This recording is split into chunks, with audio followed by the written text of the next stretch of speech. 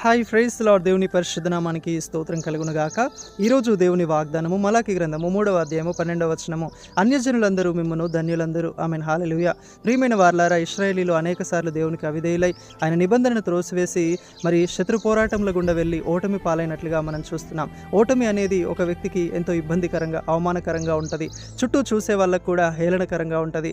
కానీ దేవుడు అంటున్నాడు ఏంటంటే, మన జీవితంలో మనము దేవునికి ప్రథమ స్థానమునిచ్చి ఆయన వైపు తిరిగి ఆయన నిబంధనలను, ఆయన కట్టడలను, ఆయన ఆజ్ఞలను అనుసరించి నడుచుకుని వారమైతే ఎక్కడైతే అవమానం పొందామో, ఎక్కడైతే ఓడిపోయామో అక్కడే దేవుడు ఘన విజయముతో నిలబెట్టబోతున్నాడు.